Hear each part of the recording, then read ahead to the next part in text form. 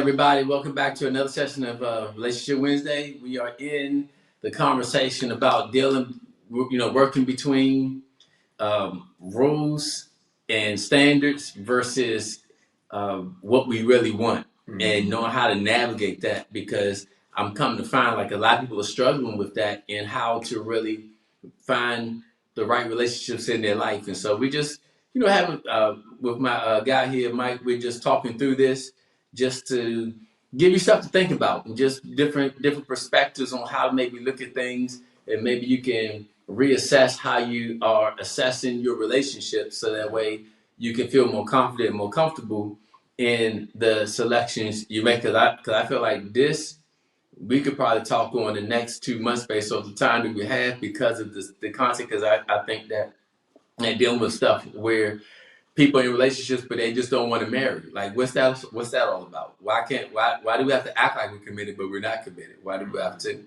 act like we're in love but we're not in love? Well, I'm saying where's the why are we living in this world of duality? Like what's going on here? And I feel like it's been a common thread I'm seeing that's happening in a lot of relationships out there. We're living in this world of duality, meaning that we are in sexual relations, but we're not together. We are living together, but we're not married. We are, hanging out, but we're not real friends. It's like we're living in this world of duality all the time. But at the same time, we want certain things, and they keep falling apart because this duality of trying to live in two worlds at the same time is fighting what we really want. And so we're just really just trying to dive into what is not allowing us to actually be on one side or the other, and why we have to play both sides at the same time, and whatever we compromise to keep, eventually we'll lose it. Usually people who have the booty call, eventually you lose the booty call. Those who have the girlfriends on the side, over time either you lose the marriage or you lose the booty. It's like whatever you compromise to keep, eventually you'll lose. I know a lot of people who got married, but they had the girlfriends on the side. A lot of them eventually all came to a head. They either lost the marriage or they lost the booty calls. One of the two. I'm just saying, that's just the way it works. But I'm saying is that we live in this world of duality. Like it just seems like we are not really on one side or the other. It just seems like we're all over the place in that. And so, like Mike and I was just discussing on our last episode, just about how, where it seems like we are having a hard time defining what our non-negotiables are versus what can we change. Because we understand our relationships will require change and will require adjustments. That's the wineskin. But if I don't know what my wine is, I could be trying to change my wine versus changing the wineskin, and then therefore I'm compromising the wrong thing, and I end up losing and finding unhappiness in my change because I never really decided what my wine is, what my non-negotiables are. And so that's why it's clear, you got to be clear on what your wine is and stick to it. So I know where I can make my changes and where I have the freedom to make my adjustments. And even if I'm not happy about the adjustments, I'm okay with the adjustments because I'm clear on my non-negotiables. Yeah, I got a question. Yeah. I'm writing this stuff down so I can make sure I get back to it.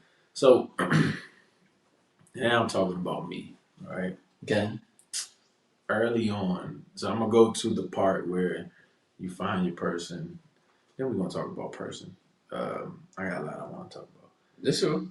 Early on in my marriage, right, I was trying to recreate what I saw growing up. Okay. Right? My mom did it this way, my mom did it that way. When I didn't feel good, my mom took care of me, so you should take care of me like this. And then when it wasn't happening, I'm like, what's the problem? Like, it should be second nature, right? So I'm trying to change my wife into what I feel as though she should be doing for me because I've seen it done for so long from my mom, right? Then I realized, like, bro, you got it wrong. The more you try to change her, the more it seems like she like bugs back, and you're trying to help her, but I realized, like, no, you need to help yourself, and you need to make sure you do the work on you, and then the better you become, the more space you give her to grow to be who she's called to be. And I guess the question is that the wineskin as well? Like, the inner you to do the work on whatever's like in your heart, whatever you're dealing with, to make sure that you don't go into a situation trying to change the person. So you change your wineskin so you don't change your wife or husband or Yeah, so I'm about to tell you. In your case, I'm about to tell you something mean. Go ahead. Since we talk about parenting, we gotta be here. Yeah. yeah. For some reason or another, I don't know what happened. You felt like you needed to marry your mother. Yeah, but I feel like a lot of my friends, we used to talk about the same things, like, bro, but moms, I was like, yeah, I know. Like, because here's what I realized. We used to gather and talk about our problems. I get you. Until I realized, like, bro, there's no solution to this. All we're like crying and complaining about how our wives aren't our moms. And I'm like, bro, if you want change, like maybe it's you that needs to do the changes. But that's what I'm saying though, is that you never define what your wine is. So in other words, the okay, as kids, our mother is sort of like our first basis of a woman who takes care of us, right, and protects us and serve whatever how you want to look at it. Yeah. But what happened was you changed the wine in the sense of, or the wineskin in the sense of a new season of being a son to being a husband. So in other words, you was looking for your mother in a wife form versus actually knowing what you needed to find in a wife. Sure. And so in other words, I was kind of, so therefore we kind of stuck between two worlds where now not again, technically consciously, I'm not saying I want to, marry my mother. Yeah. The but qualities though. Like, right, yeah, exactly. It's just somewhere in my psyche, this is how I identify. And that's the thing. Let me say this other side too. This is a good point. Before you go away, keep that. But what I realized, like once I started to do the work on me, everything that I thought that my wife should, show up as, she showed up as. And I didn't have to try to change her. I realized when I changed me and how I saw the marriage and how I didn't go trying to take and see what I can get out of her in the form of trying to help her, I changed me and I just poured back into her. And these things that I was like trying to create, she created on her own. You know what I'm saying? Yeah, and that's a top for another day. But I understand what you're saying. Yeah. I'll say this is that because that speaks to where you were in your spiritual development too. So here's another aspect we talk about a whole another day. Yeah. People have realized that one reason why most marriages struggle, because you never go into it how you can make them better. Right. You go into it figuring out how they can make you better. Yep. And that's always a recipe for disaster.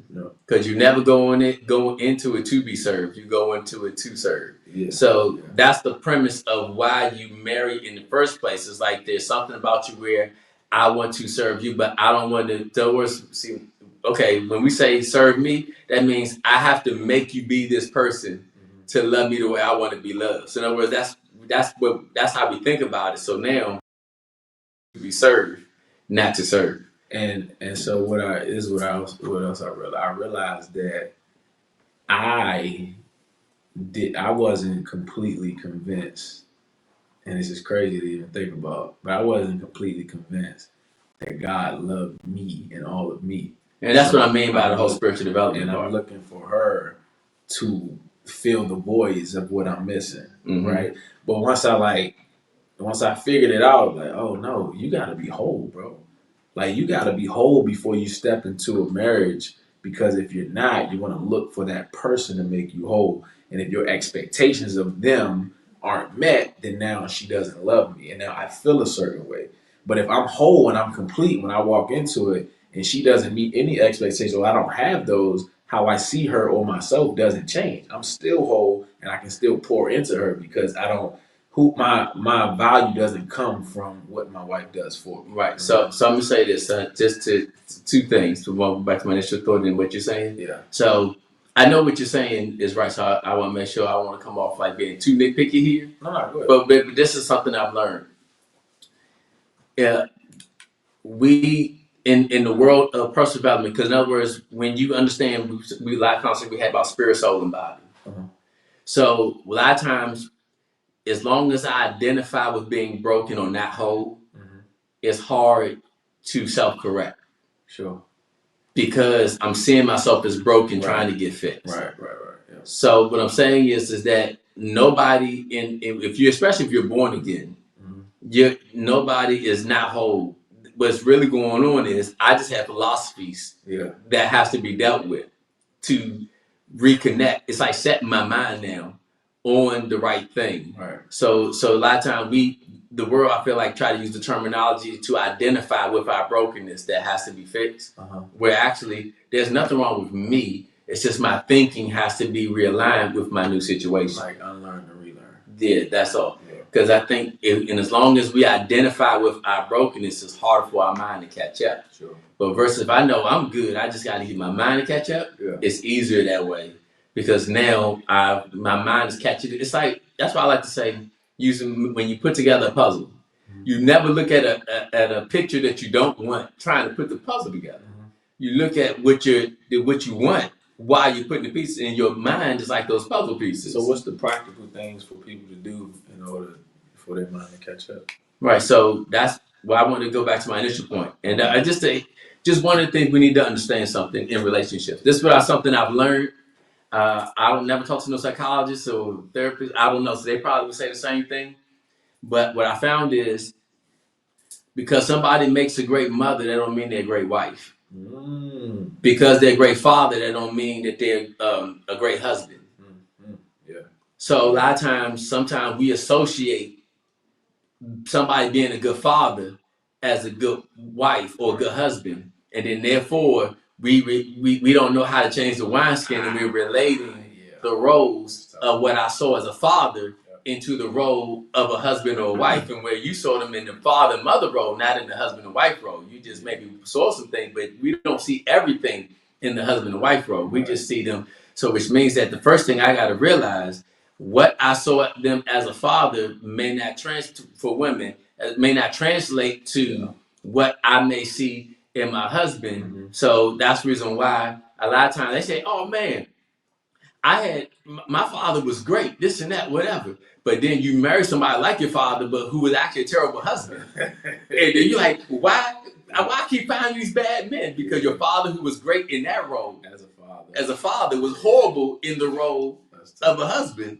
So because you married your father, you married this, in a sense, in the role of a husband. That's what you're getting. So now you need to know how to discern what those different roles are, because else you'll find yourself not understanding what needs to change and how I'm processing versus. So in other words, I'm mixing and matching the wineskins in the wine. Like I'm trying to put the new patch on the old garment, trying to make it work. And it's like, and why is it shutting down? Which means I got to now go through a re-education, because sometimes I may say what I saw in the as a man role may not be the right man I need to see. Like, in other words, what you're looking for. Yeah. So that's where the whole thing is. We have to understand, because this is what I've learned is that we don't marry our parents' personality. We marry our parents' character that we saw, how we processed it. So if I saw a strong-willed man, a lot of times you may date a strong-willed man. But they may have totally different personalities, totally different, wants and likes and everything. But the common denominator is they both strong-willed. You may see a mother who's very laid back and nice and whatever. A lot of times you end up marrying. But if you saw a mother who was very strong-willed, this and that, a lot of times you end up marrying the character of which was what you saw in front of you. Yeah. Not so much the roles, but the character. And so sometimes we need to know those differences, because I come to find that I've seen so many wives, they talking about, my father was this and that. But when you talk to the mothers of those women, I like, he was a horrible husband and this and that, whatever. I'm like, and the parents are like, they're not together for a reason, but the father's so amazing. Yeah. So meaning that I never went through a re-education of what I need to find in myself and want to find. Like those are the things that sometimes we didn't learn. Yeah. And so That's why the law of Genesis is one of the greatest. It's a great thing, but it's one of the hardest things. It's called the law of first truth, meaning that the first thing I learned that I believe was true usually is the hardest thing to break. Because that was the first thing I learned, and I believed it to be true growing up. So when it's time to challenge it, I can't because it's hard, or it takes a lot for me to even will and accept it as something else or a new way. Because because it's almost like in our mind, I don't know what it is about us. That's my first truth, meaning that it has to be true because I believed it. That don't mean it's real, it's true. But it has to be true because I decided to believe it. So it gotta be true.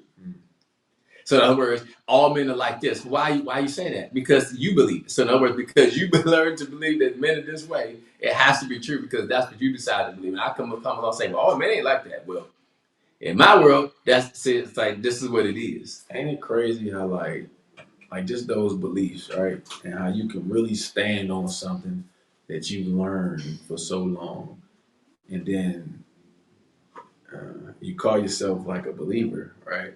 But you can't take that same energy when it comes to your life.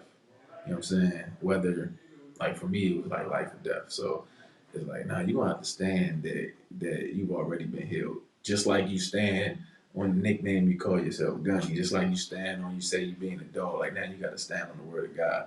I feel as though I don't want to say feel, but I see a lot that people will stand on the things that their parents taught them, right? Or the culture or society might have taught them. But then when it comes to your faith, it's like, well, when life happens, opposite of what I expected to, I can't stand on that because my senses tell me otherwise, right? But your senses can tell you otherwise in the truth that you learned since you were a child, but you still don't, you don't buck back against that truth. So what's that about? You see what I'm trying to say? Yeah, I think I got a picture. But again, that's why I call strongholds, meaning that these are things by where back to what I'm saying, first truth. And usually what happens is when we get hurt by belief,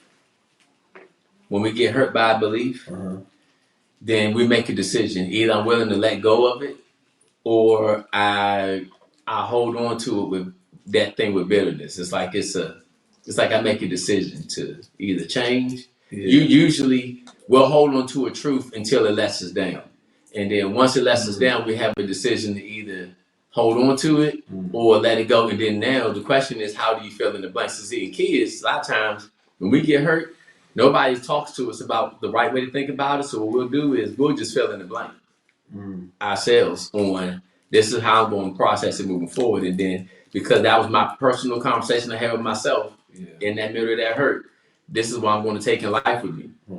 And usually those are the hardest things to break because that was my first reality. That's the first thing I learned. That was my first thing I taught myself coming out of that thing. All right, but that's the same thing like when it comes to like faith though. When you taught that you gotta work or be good enough and then it don't happen, then people be broken. You know what I'm saying? Right, exactly. I can't believe in that God because that God took my mother from me. That God, you know what I'm saying? Yes, that's what I mean. And so that's all where it gets nasty and how we fill in the blanks. That's what I'm saying. Right. These are, but how do you and that's what that? You know what I'm saying? Yeah, look, with that question, that's a faith thing. Meaning that's a heart thing. Meaning that's something somebody has to be willing on their own accord to want to see truth. Jesus said, knock on the door shall be open, meaning that you got to want to know the truth. Usually, because it says wisdom cries out in the street. That means that you can find the truth if you really want to hear it, or you're just so. And I'm gonna tell you something. This is what makes it hard. The problem is the reason why we're so hurt because whatever I believe I thought was right.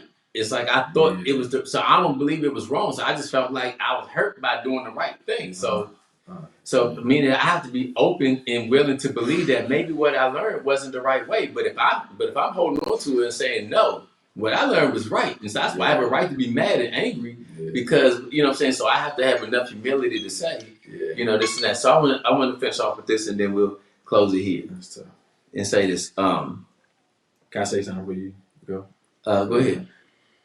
Personally, that's where I was before the hospital because I was under the impression that I had to not have sex, not drink, not smoke, not do all these things, and then God would bless me to go to the NFL. Mm-hmm. And so when it didn't happen, like I was in camp, but when I like didn't get drafted initially, had to play arena football, I'm like, bro, I did everything right. And I seen all these dudes doing everything wrong and they still made it. And I'm like, yo, you grimy. That's what I was talking to God. Like, that ain't cool, bro. Because I did what you told me to do. Mm-hmm. And what you said would happen didn't happen. But because my theology was off, now I'm thinking that I didn't work hard enough, or I did what I was supposed to, and God didn't do what He was supposed to. So see, these are how you fill in the blanks. Yeah, Mm-hmm. yeah, exactly. And so it's when people are there and they're like determined to stay there, though. You know Right. what I'm saying? And then but look at how it was governing your relationship decision making. It chose how you connected with people, different types of people. Like it navigated like that space, navigated your relationship commitments. Sure. And which is why I'm like, wife, you got to do this, that, and the third in order to, yeah, okay. Yeah, you see, I guess you can see how all the dots are connected. So yeah. So anyway, so I want to say that on the last note is when we're getting into the rudiments of how we fill in blanks, because like what Mike is talking about, it controls our decision making. Meaning I feel like that space you can, where it may not be the same thing, but I feel like whatever happens to us, our hurts, certain, things that break down, it brings in our place of not, even having high standards or the wrong standards or wrong commitments when it comes to like relationships on whatever level. And then now it goes back to, like you said, meaning that as your theology was corrected, your heart began to heal. So a lot of times, so in other words, it wasn't that you, in my mind, wasn't that you was a whole. It's just that those bad theologies was holding your heart captive from being free internally. That's what I'm saying. And so, and that's where truth. That's what you said. Truth makes you free. In other words, it's not. You can have all the money in the world, still not be free, because you can be internally still bound. But you gotta choose it, like you said. But you said, you have to choose, right? You have to choose. And it's like, enough is enough. Yeah. And I think most people like when enough is enough, then I make that choice. Yeah. So I just want to dive into those couple of things, Yeah. and then we'll finish off. So I'm just gonna hit the pause button here, and I feel like we're in some good stuff. God bless you. We'll see you next Wednesday. I like your shirt. Thank you for joining Pastor Wayne Powell Sr. for this edition of Relationship Wednesday. We hope you enjoyed this episode of After I Did. Let's keep the conversation going by leaving your questions and comments in the chat. We also invite you to like, share, and subscribe to this channel. And don't forget to click the notification bell so you are reminded to join us next Wednesday as Pastor Wayne continues this discussion of After I Did.